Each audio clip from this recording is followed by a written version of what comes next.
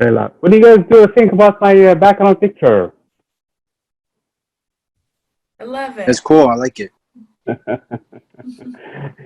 Actually, what you're looking at, we're going to try to simulate it today. Basically, that's the big one is actually Venus, and the one behind it in there is actually Mars. So what I was trying to do is simulate the collision of the two planets, brought Mars very close from Venus, and see if we can reproduce basically what the people are saying in terms of a Mars-like planet hitting Earth and creating the moon. I've been trying this now for the past few days, and I've never been able to do exactly what they say they do. Basically, this program uses the real physics, so it's not like I couldn't. Basically, the only thing that I noticed is, yes, Mars will shrink in size big time, and Venus will go through a very hot state. Basically, temperature increase about about fourfold, and then starts to cool down. It increases because of those collisions that you see them, because of debris flying off of Mars when it's tearing apart, basically, as it's flying close by. And actually, also Mars temperature also increases because of the same falling debris. As a matter of fact, if we manage to do this in real life, probably also Earth will be impacted big time because the debris will be flying all over the place. So there will be a lot of, probably it's gonna, I mean, in trying to, because some people were thinking maybe we should try to kickstart life on Mars by doing, on Venus by doing this, because Venus, we will see that in this chapter, doesn't have a tilt. I mean, it's actually tilted backward. So if we somehow give it a tilt, maybe we'll cause the seasons to start to exist in it, number one. Number two, also the collision probably will get rid of some of that gas, and in doing so, maybe we also basically terraform Venus by having a big object hit it, and in doing so, it will acquire it as a moon, which it does actually, according to all of my simulations, it does become a moon, and its size shrinks because it's losing a lot of its pieces. And but I was not able to simulate what the impact theory was saying, basically. So for some reason, this did not work. Okay, at least according to the theory that they have in there. So we're probably going to simulate that live together and see how it works and whether or not that would work with you guys or not. So it becomes a moon, just like our moon, and it actually shrinks in size to almost the size of our moon. So and then that probably can explain also the collected material that we collected from the moon. We brought it in here if this simulation is correct, in a sense that there is a lot of similarity and there is some dissimilarity also between them because this is formed outside of the Earth. So in a sense, there is a lot of value in this simulation. But I was trying very hard all the past few days to see if I can do exactly what the theory was saying, but I couldn't. So I took a picture of that and put it as my background. Anyway, welcome everybody. This is chapter 10. We're starting chapter 10 today. We're going to just get one section out of it. And then we're going to also start the quiz on chapter 9. The format is actually similar to the last quiz in a sense that it's going to be a participation quiz. The intent with it is to make sure that you guys are knowledgeable about the questions that are asked. So you have access to all the resources that basically you will need access to, including working with one another. Let me close this door in here. Including working with one another. And basically, the point being is that you will, I hope that you will know exactly at the end of the quiz what's going on. And that's probably the whole goal of this quiz, and hopefully everybody gets his grade. Okay, one word of caution. Please do not panic if you see a grade of 0 at the end, because this is manually graded. So Canvas will assume that gives you 0 for everything. So at the end, you will get a 0. Do not panic. Wait for me to give you a grade. That is when you start to panic if you don't see it moving or changing or something like that. Sounds a good plan? Yeah. Okay. So, at some point during the lecture, we're going to take attendance. And I don't see, what's her name? She's Andrea. She's not here. Probably she's impacted by this outage also. Okay. So let's go into the PowerPoint. Let's share screen.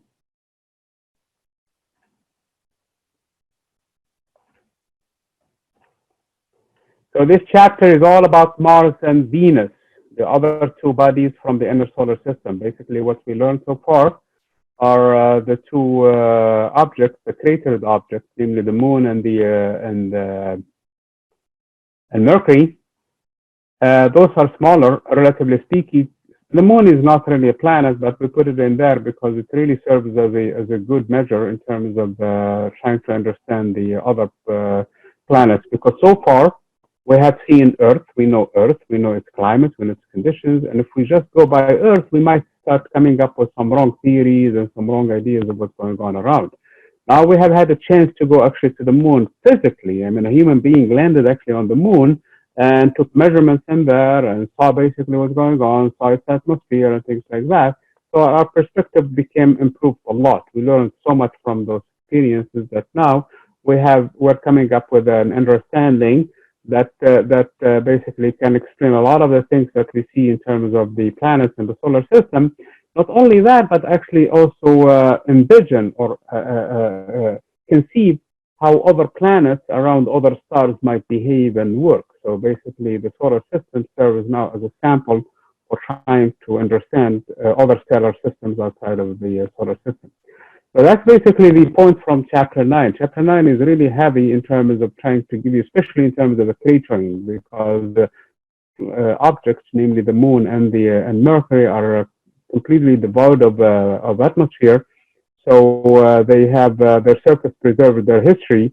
So that gives us also a glimpse into the entire evolution of the solar system, basically from the time it was formed, or almost from the time it was formed to today, because their geology basically subsided very quickly, especially that of the Moon. And now we have a full basically history basically imprinted on its surface.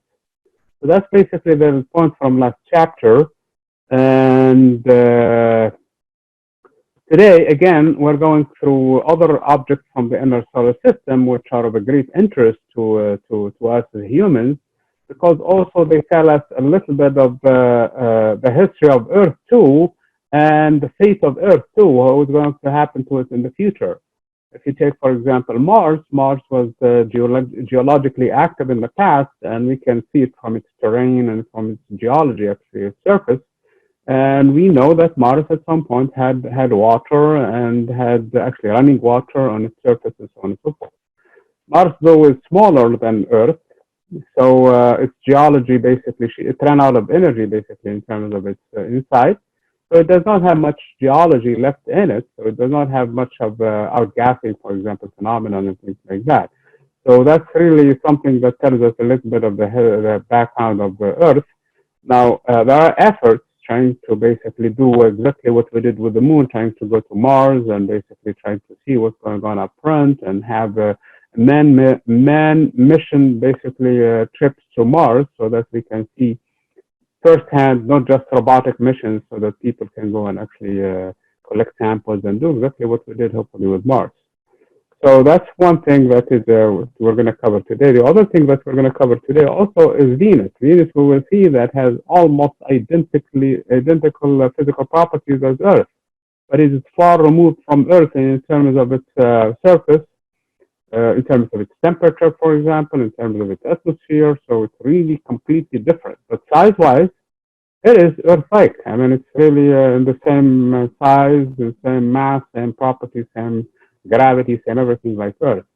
And which prompted that idea that people thought maybe if we can terraform Venus, we probably have a chance, because terraforming Mars actually is probably very hard too.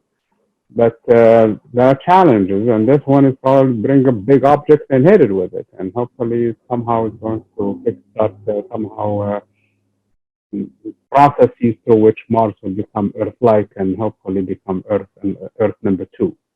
So that's the idea behind it, and so that's basically where we are in this chapter. So chapter 10 will focus on this too. So today we're going to cover only first section of it, basically. And that is basically an overview. Tuesday of next week, and hopefully also Thursday of next week, we will talk more in detail about this object. Okay, so that's basically in a nutshell what's going on. Of course, as I said before, we have had the chance to send probes actually to both planets, Mars and Venus, except on Venus, the surface temperature is so hot that the Mariner missions, basically, they did not last long. Okay? So they did not really give us much details on the surface. This, though, I mean, it lasted for how long? For several years, 6 years. I think the last time we lost contact with it, the Spirit, was in 2009 when it was basically, 2010, I guess. When it, in 2009, it was engulfed with this Martian storm, basically big sand, and it gets stuck in a position, basically, that its panels, they couldn't, they were not able to receive sunlight in order for them to receive, basically to charge. So at the end, we lost it, and now we don't have any contact with it. I think the last time it sent a signal was 2010, and it was really not supposed to last that long to begin with. So it was not supposed to. I think for 2 years or something like 90 days. 90 days, I think, not even 1 year.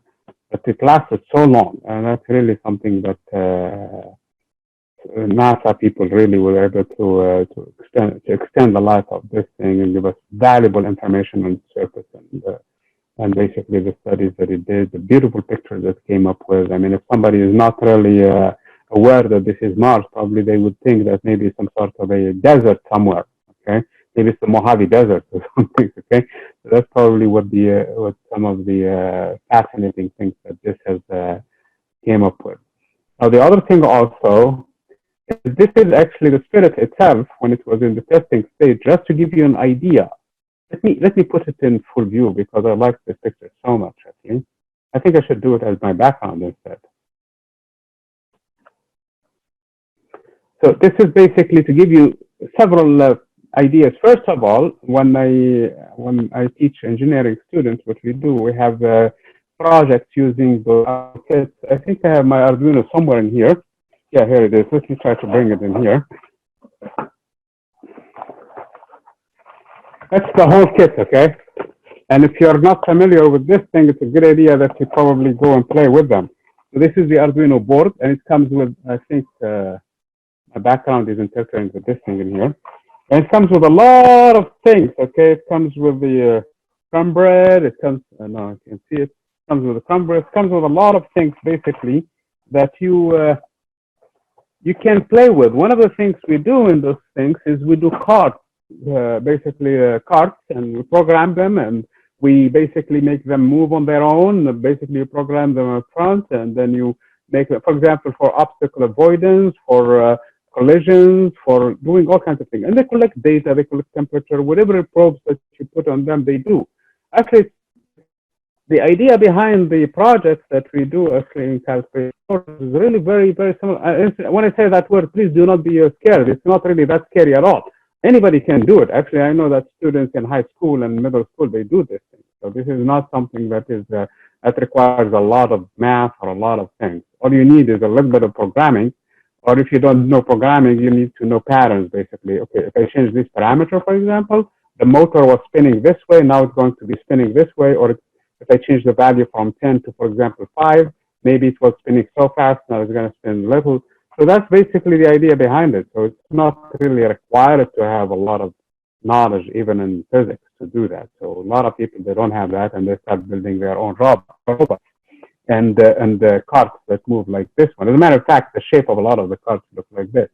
But that's not to make it sound like it's very simple, because this is very, very critical. This is, first of all, you don't want it to be contaminated, and you see what everybody is wearing as if they are facing corona, I guess. I mean, they're wearing all of kinds of suits because you don't want to contaminate it. You want to have all the tests in terms of its mobility and everything else, because this thing is going to fly from Earth, travel a long distance, basically hundreds of millions of miles away.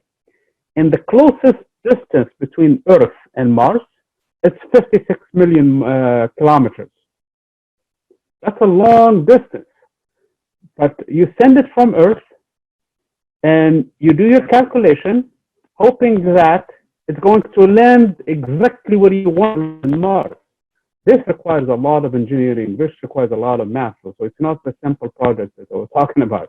But the point in it is people who are dedicated, a lot of them working together, putting a lot of their things, a lot of man hours, basically trying to come up with these things. Now it lands there. It's going to hit the planet at tremendous speed. So you really want to slow it down. Remember, you would want to hit it with the.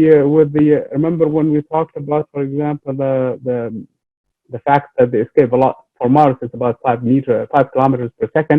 If you hit it with that speed, okay, you're going to create a crater there, and you're going to destroy your valuable piece of equipment that cost you billions of dollars to basically make, plus all of the efforts and the scientists and the many years that went with it.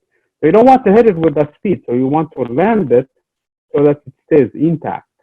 And there's a lot of tests and a lot of things. And at the end, of course, it's going to move around, collect data with its probes, and send you back images. There's a camera here, okay? The camera is somewhere in here. This is for the visual, for the guidance, basically. It's going to be self-guided. Because if you make a mistake, it's going to take about at least 8 minutes, probably more, depending on our position versus, because here is Earth, here is Mars. If we are 56 million, but at some point we'll be on the other side, because the Earth moves faster than Mars does. So at some point we'll be here. We'll be very far away from it. So it takes a long time, probably 20 minutes or so, for a signal to send back and forth between us and it. So it needs to be on its own, basically. It needs to make decisions on it. So it has to be really have some sort of an artificial intelligence when it says an obstacle, when it says something. What are the things it needs to do to protect, first of all, itself, or what kind of things to do to try to avoid those obstacles or try to go where it needs to go, and so on and so forth. So that's really, I wanted to touch base with this thing and here to tell you, to give you an idea of the engineering and the technical aspect of it, because it really is a lot of work. I mean, just having a lander on Mars is not something that is just like that. I mean, last year when we had the InSight land on Mars, a lot of people were watching it, and it was really a beautiful sight too. Now it's basically went in there, but that's not moving. That's the purpose of which to dig a hole basically on the surface of the planet and start collecting Martian quakes. There is a lot of work in here, and that's really important that we have to understand the interesting thing that needs to go through it in order for it to work. So that's really something that I wanted to share with you as far as this mission. Of course, as far as Venus is concerned, because of the surface temperature, we couldn't really stay there for too long. We have to really account for that. And the temperature is actually coming from also the surface itself and also tremendous pressure from the atmosphere. It's a super thick atmosphere that your equipment has to sustain, and that's really a big challenge. I don't think that there were any recent missions, maybe in the future, and there is actually a talk about that, to go to the surface of Venus, not the surface, to go to the atmosphere of Venus, because the atmosphere of Venus might be more hospitable than its surface. So that's basically the two planets that we're going to be talking in this chapter. Again, this is a Venus itself from outside. So this is Venus, and Venus is actually the closest planet to Earth. Venus can be as close as 40 million kilometers from Earth.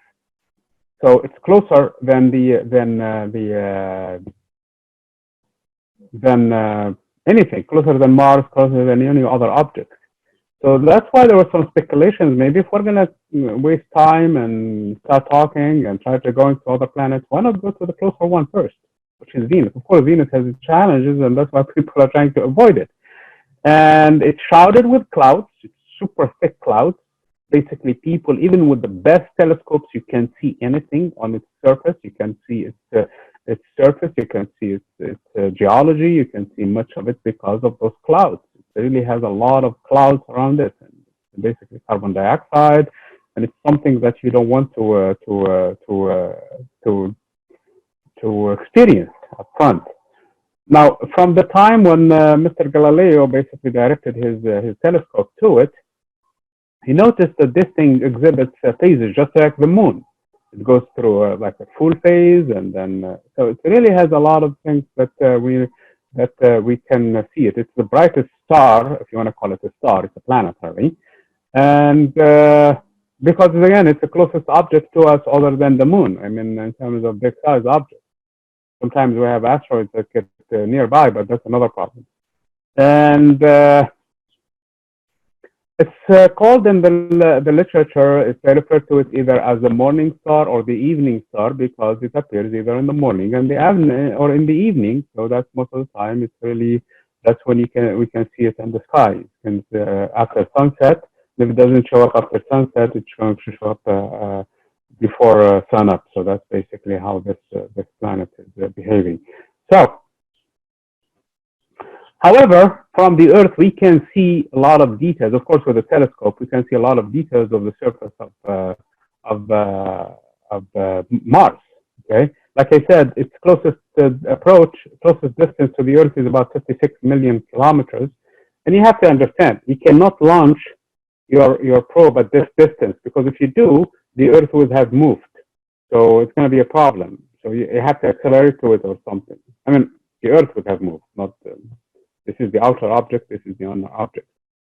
So what you do in this case, you launch it from a further away distance. So you launch it from here, and then by the time because it's going to be, it has its own velocity and that of the Earth, it's going to reach Mars, and hopefully it's going to land within exactly where you want it to land because this is tremendous calculation. This is a lot of stuff. I mean, 56 million kilometers, even at the closest distance, versus something that is only about what 3,000, 4,000 kilometers in radius. So its surface is a very tiny fraction of it. It's like hitting a golf ball basically from Los Angeles and hitting it in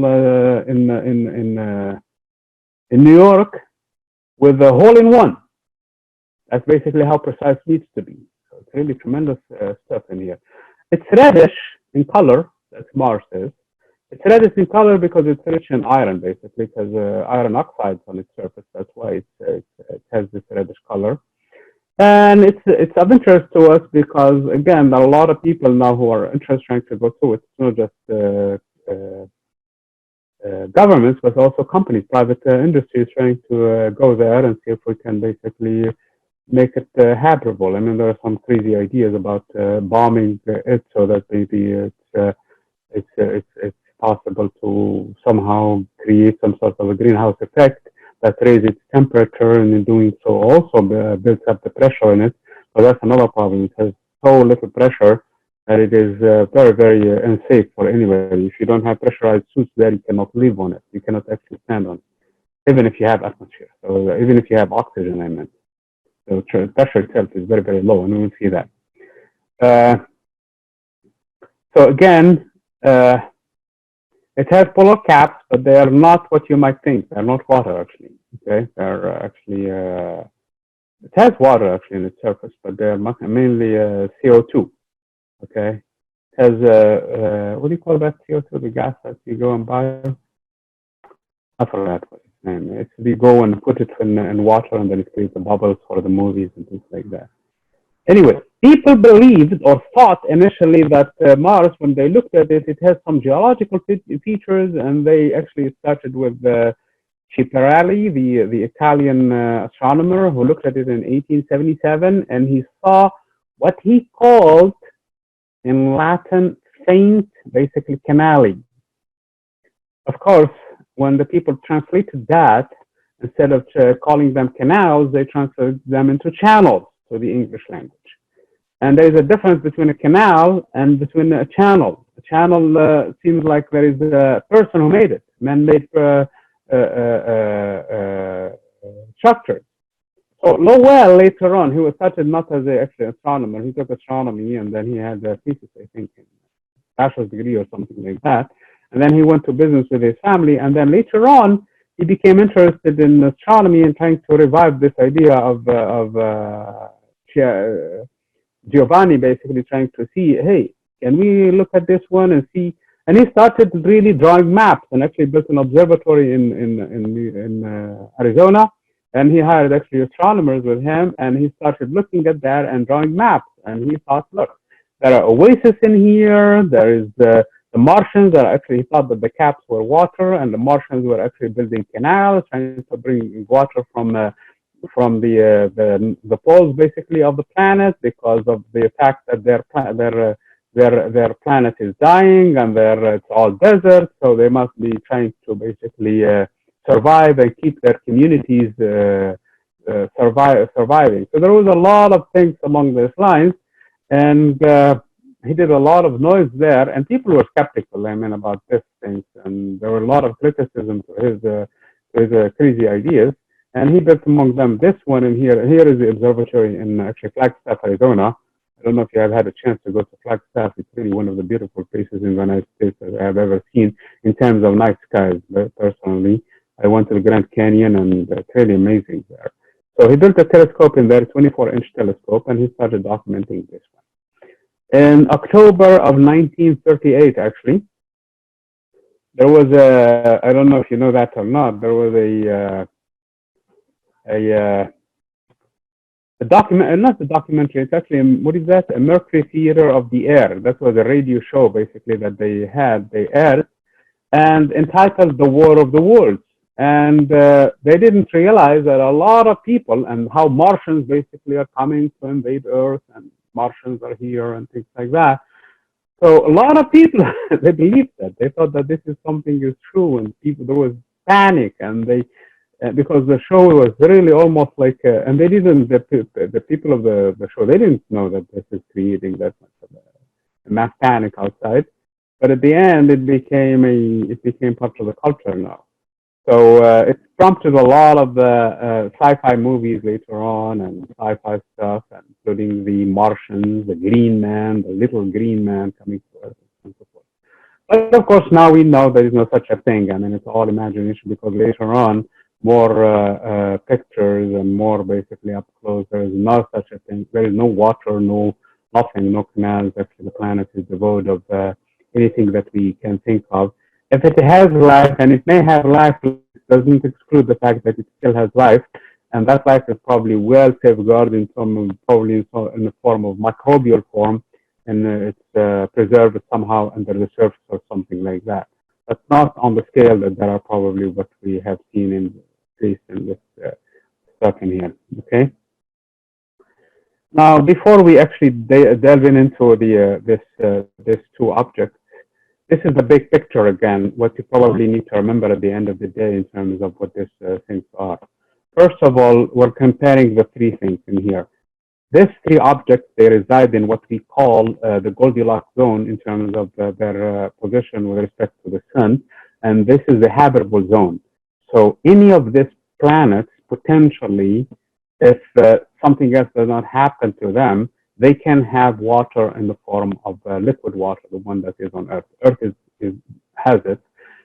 Venus, we will see that something horrible went in it so that it does not have it. It's not because of its position around the sun, it's because of something else on its surface. And Mars also because of its size, lost its atmosphere, in which case basically the water that it had is gone evaporated, so now it doesn't have it. But in the past it did have it, so that's basically something that we need to know. So all three of them, they exist in the habitable zone. They're for civilization, for other aliens looking at us, they think that any of these three potentially can have carbon life based on the liquid water. If they just look and analyze the solar system the way that we know they would.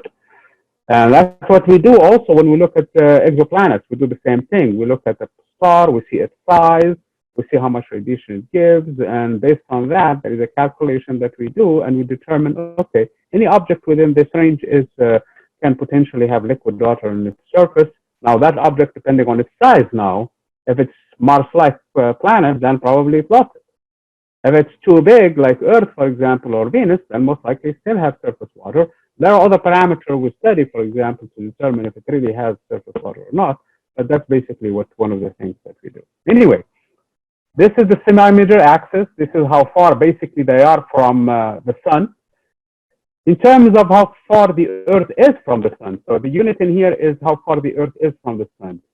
The Venus is close, 72% closer, and Mars is 1.52, or which is 152% further away from the sun. So that's basically something that we know. The period goes according to Kepler's laws accordingly. So we're taking the 1 year on Earth as being the standard. Venus's year, and that's really given by Kepler's law, is almost 2/3 of the year on Earth. So 2/3 the year, if you take a year divided by 3, that's 4 months each, and then multiplied by 2, it's about 8 months basically. Slightly less than that, but that's basically what it is. Venus, on the other hand, Mars, on the other hand, I'm sorry, it's almost 2 times the year on the Earth. So 1 year on Mars lasts for about 2 years here for us on Earth. So that's something that we, because of the distance again. Now, the masses, they have nothing to do with Kepler's laws. They determine how they evolve.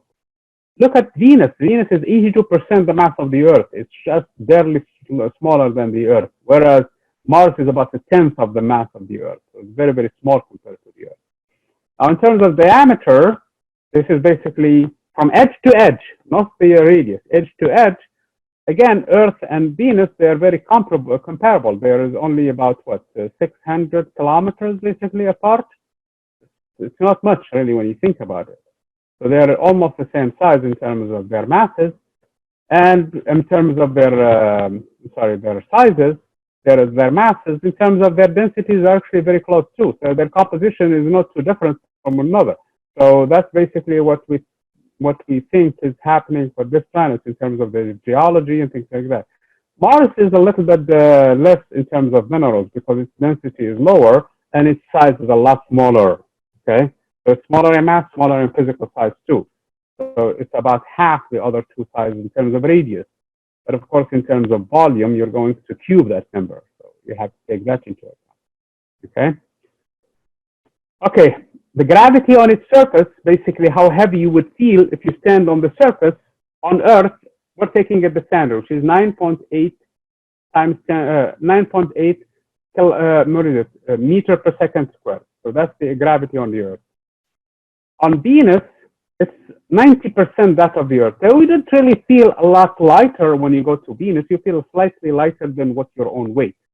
So if you weigh 100 pounds in here, if you weigh 200 pounds, let's say, for example, more practical number, like, for example, I am, 200 pounds, when you stand on Mars, on Venus, you're going to weigh what? 180 pounds. So somehow, magically, you lost 20 pounds in weight, okay? You didn't lose in mass, okay?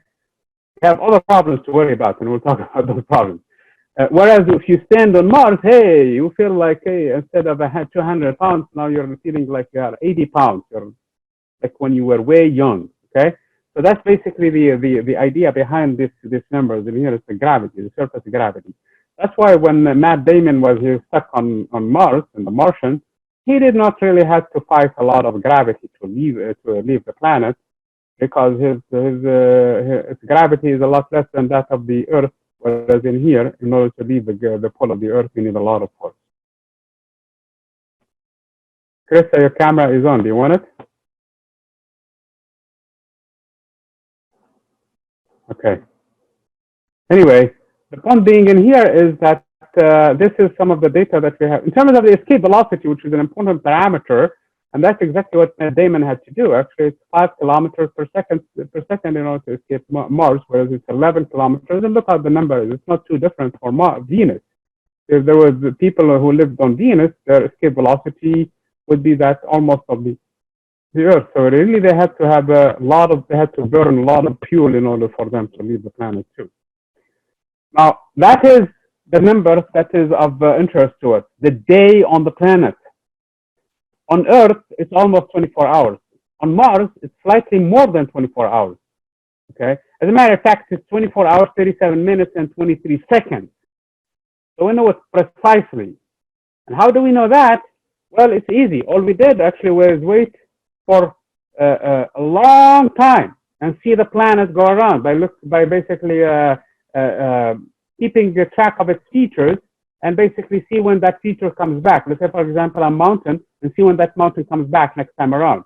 So this data was collected over thousands of days, basically, and averaged, and that's why the data in here is very, very precise. Okay, it takes 687 of our own days to go once around the sun. So the year on it is 687 days, whereas 365 days only on Earth. Furthermore, it's tilted, and its tilt is 25 degrees.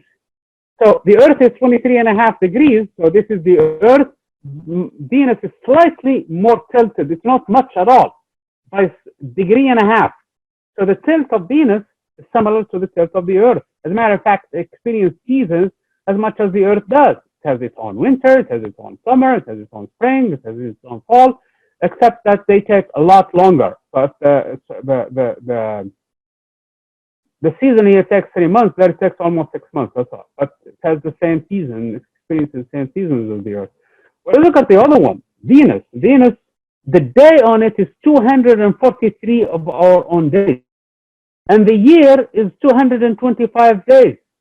So in other words, it's longer, it's a lot longer to go around its own axis than it goes around the sun. The day is more than the year.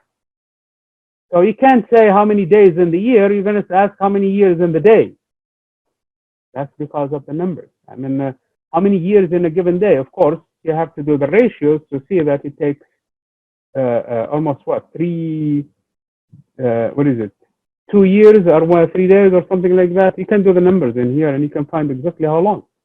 So it's a very, very slowly moving, which prompted the idea behind me to see if we can kick it with a big object so that maybe give it a spin. And in doing so, maybe it's going to create a magnetic field again, because it's for sure it's molten inside.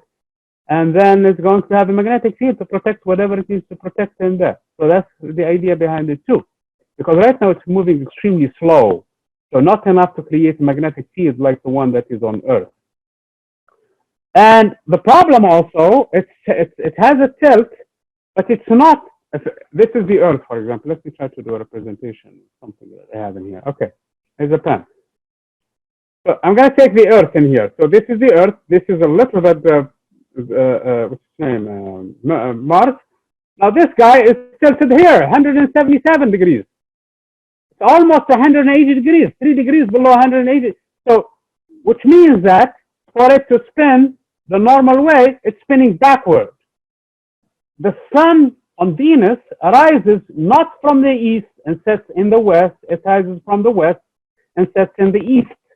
It's completely backward in terms of its rotation, which might suggest that, hey, something horrible went to this planet in the past already. It might have collided with something, because everybody is moving in the same direction with respect to the sun, and their own rotation also with respect to the sun, except this guy is moving backward completely.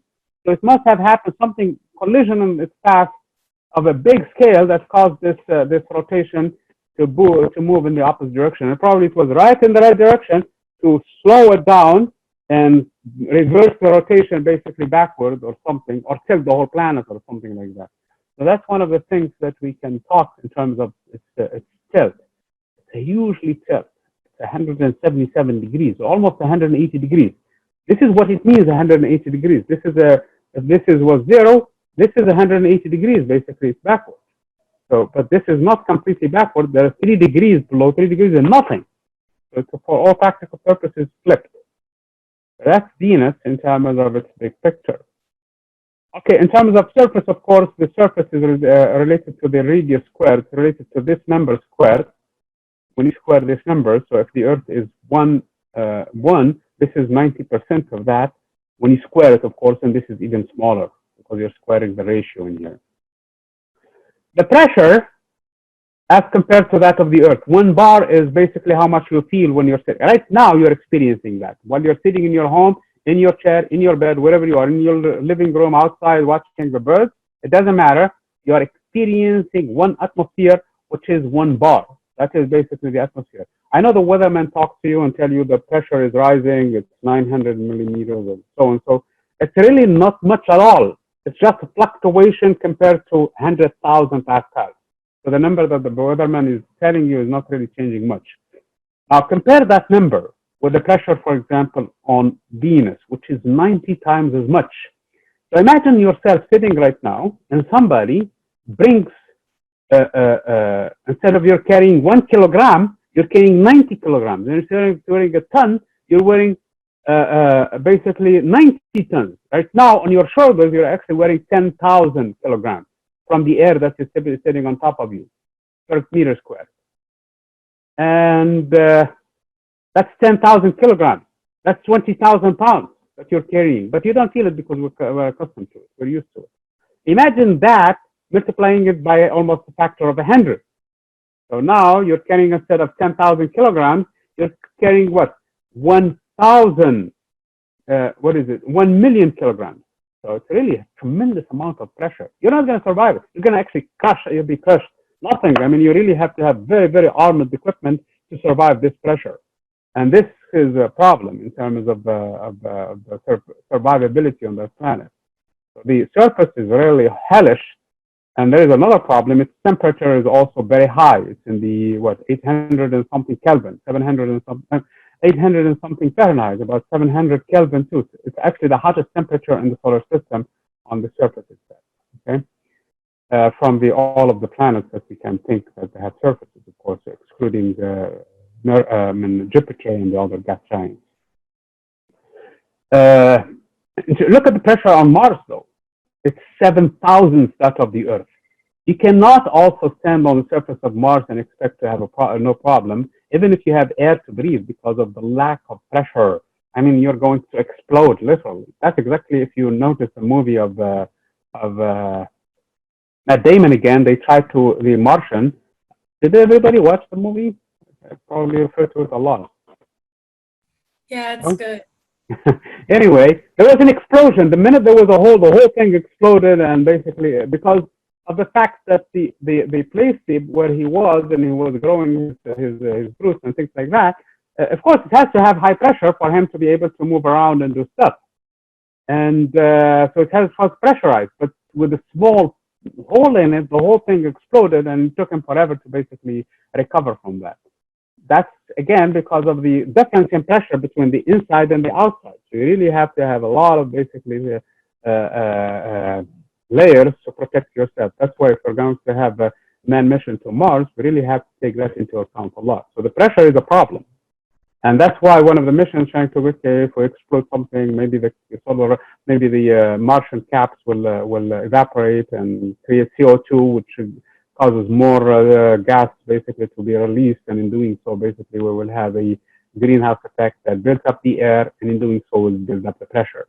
Remember, even if we do that, we're not, I think there were some studies that even if we have all of the CO2 on Mars, basically on the atmosphere, we're not going to gain but a fraction of the atmosphere of that we need to make it look like it's one atmospheric pressure, the one that we feel on Earth. So that's something that is that we have to take that into account. Which reminds me of another movie, actually, because there's a lot of sci-fi in here going on. What is it? Terminator with Arnold Schwarzenegger. Probably you've never seen it because it was released probably before you were born, or that's a long time ago, anyway. And that too had, like, for example, some nuclear reactors here and there, and they release gas from the planet, and somehow at the end, the heroes of the movie will make will release those CO2 and make the atmosphere breathable again somehow.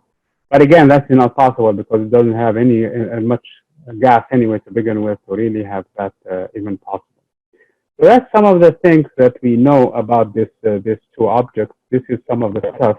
As promised, let me try to do the simulation. Let me stop sharing the screen first, and let me see if I somehow can get this collision to happen.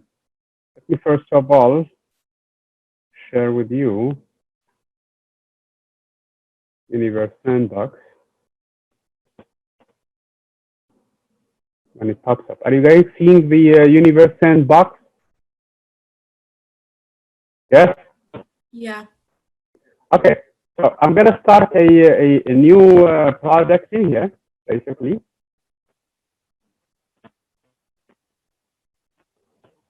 Okay, I'm going to stop time. I don't want it to start right away because I'm going to put the two planets very close from one another. I'm going to simulate the collision of these two. Basically, I'm going to have a Venus. Here is Venus. And I'm going to add to it Mars. Okay? At a distance, maybe here. Okay? Okay, that's it. Okay, let me see how far it is from its planet right now. 3,800 kilometers. It's very close, okay? So we should expect the collision to happen very soon. So right now, if I check its surface temperature, because it's thinking it's Mars, its surface temperature is negative 44 degrees. That's because Mars is minimum temperature negative 4 and upper temperature, maximum temperature, but the average surface temperature is negative 44, okay? So it ranges between negative 150 to about 50 degrees Celsius. So in the summer, midsummer, it can get hot, okay? That's high, really. I mean, on average, it's very low. If you take Earth, you will find its average temperature is a lot more than this. Okay, let's take Venus now, and let's make sure we look at Venus. And its surface temperature is 339 degrees, so it's hot okay, right now. It is between 370 degrees to 225 degrees. And of course, we don't care about it right now. This is relative to us, how far we are from the whole thing. No, it doesn't matter, okay? So we're going to start it right now. And when we start it, the thing that you're going to see here is the fact that this thing starts to break apart because there is too much force coming along because they're very close from one another. And the smaller object orbit the bigger object, that's Kepler's law, and it's going to tear apart, trying to simulate if it hits it, would we ever make a moon out of it? Of course, we're trying to get it so that the planet can get started. So we're trying to simulate that. But actually, my interest was about the moon. How did the moon form on the Earth? So we're going to start this simulation right now. And you guys see the breaking of this thing in here? Mm-hmm. Let's pause it right now and see the surface temperature of, first of all, because there are so many impacts right now on Venus. If surface temperature average now 877, so it's 880. Basically, it went up because of all of these collisions. But it got high as far as 22,108 degrees because of this impact. So the planet was super hot at some point. Let's check what happened in here to, remember it was averaging negative 44. Now it's averaging 457 because it's tearing apart basically and it's being twisted and torn by the host basically that is revolving around it, namely Venus. And I didn't check its size, but its size shrunk actually. Remember, we just said it's about 6,000 something in diameter. Half of that is about 3,000 something in radius. Now its radius has shrunk to about 1,900 kilometers. So it's slightly bigger than the moon right now. So my point, and look at the fragments that are forming. They're all coming pieces basically where it's tearing apart. Some of them are actually landing on Venus itself, and some of them are landing actually on the planet, the host planet itself. So the planet, which is in this case Venus. So my thinking, and I don't know, this is not the scientific thinking whatsoever. This is not based on some sort of it's just on this. Is that this is probably what happened to the Earth. The Earth was slightly smaller, and it increased in size because of this thing. And what we compare the rocks, we're comparing the ones that emerged from the smaller objects. If I continue this simulation a little bit longer, you will see far more collisions because I put them very close from one another. And I tried, like I said, to see if this thing can do anything like the theory says for the impact theory. It did not. So basically, saying that we could have. But the point being in here is that, this thing is going to tear apart next time.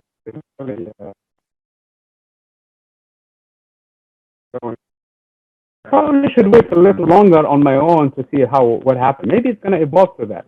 If I accelerate it any further, my computer cannot keep up with it. This is a newer computer that I just got basically. Let me stop sharing this thing in here with a good graphic card, but it's not keeping up with this thing in here. Okay, so I'm going to stop right now here for this chapter because we still have more talk to do for this chapter. And I'm hoping that you guys can go and start the quiz right away. Again, this is graded. I think there are some, how should I put it? Some points that are extra credit when those with credit. You guys want me to go through the questions, or you should be able to do them on your own? What do you guys think? I think we can do them on our own. Okay. Can I have somebody else to second that? Okay, very Yeah, I good. think we should be fine. Okay, good. Then I think I extended the time because there are some people who complained last time that they didn't have much time because they were working and things like that. So I extended the time until Saturday. Please do not panic if you get a 0 because that's what you're probably going to. That's what you're going to get, as a matter of fact. But I will go and grade them because they were, like I said, intended to be graded manually. Okay. I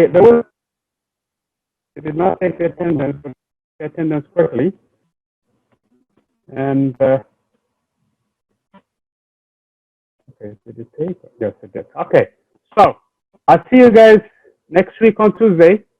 And please take care of this quiz, okay? Especially those who missed this last time. And hopefully this recording will go up either tonight or tomorrow morning for them. Thank you. Thank you. Okay, bye.